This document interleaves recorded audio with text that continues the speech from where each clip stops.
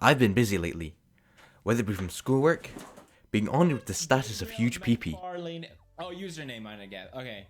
Huge peepee. That's probably my favorite one so far. or committing scandalous deeds.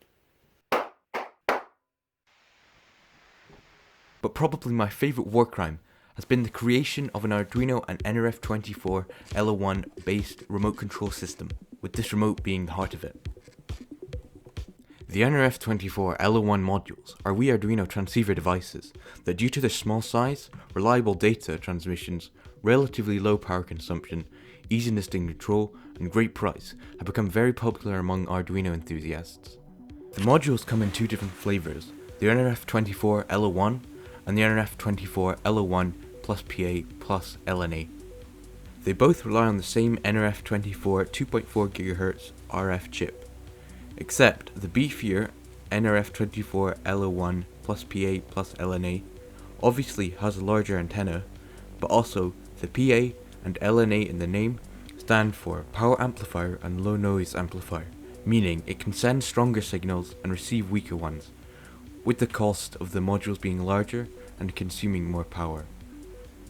I obviously chose the second module for my remote because a max range of 1.1 kilometers sounds pretty great, and power consumption isn't really a problem as I won't be running it for more than half an hour or so at any one time. To make my remote, I firstly made a cardboard prototype so I could optimize where to put the components and how it felt using it. I then made a circuit diagram in the Easy EDA software. After that was done, I made a 3D model of the case in Fusion 360 and printed it in grey PLA on my Artillery Sidewinder X1 3D printer. Then came the hard part, wiring. It took many hours of painstaking soldering with 32 gauge silicone wire to get it done. On the remote there's 4 joysticks, each pressable. There's also 3 potentiometers, 1 sliding, 2 rotary. There's tactile buttons for a D-pad and tactile buttons for trigger switches in the corners here. Also there's 2 toggle switches and a regular switch and 3 RGB LEDs here, and also a 128 by 64 OLED display. And also a buzzer.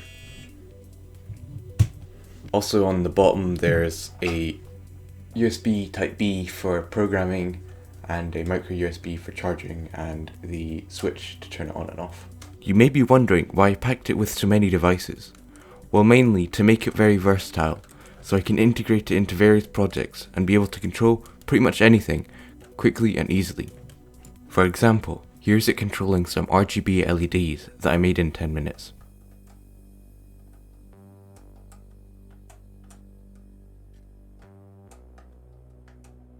Probably the best thing I've made so far with the remote is this, an RC car that has a high power laser turret on it.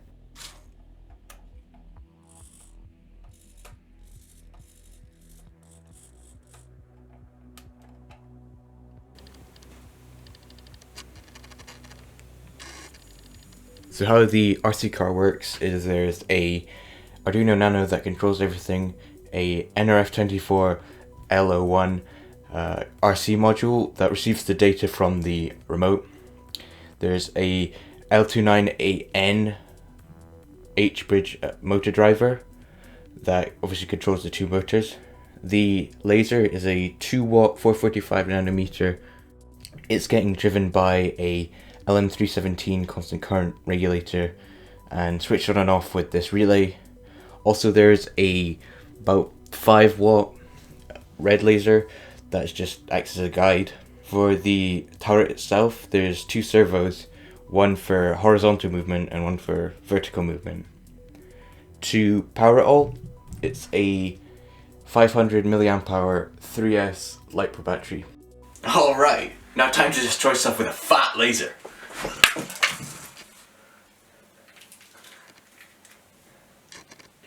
Bro, where did my glasses go? They just despawn. Honestly, CEO voice cracked. If you don't stop pulling off this crap, I'm gonna come to your house and beat you up. Anyway.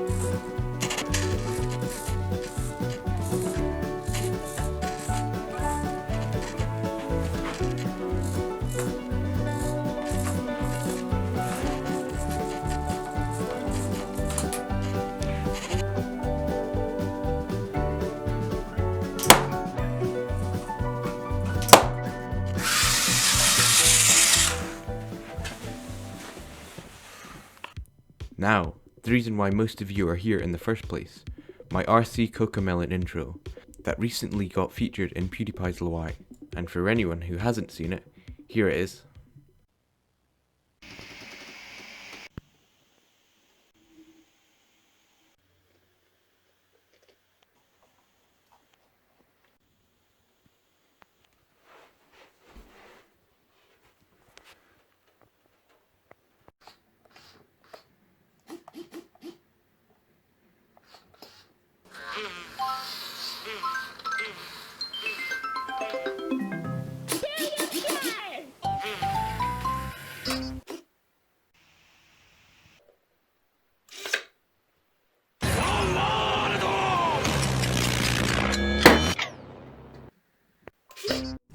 So how it works is there's an Arduino Uno that controls everything, another nRF24L01 that receives the data from the remote, another LM317 relay, and 445 nanometer laser combination. There's a servo that has full 360-degree range that moves the head. And for the mouth, it's another servo. And for the mechanism where the laser pops out, just uses another servo and swings it round and lifts this open.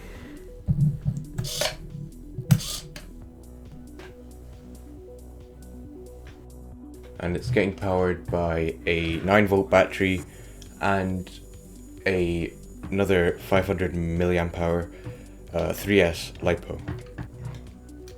For Sive, I didn't have any other 360-degree servos, so I just glued two 180-degree servos on top of each other and fed them the same PWM signal.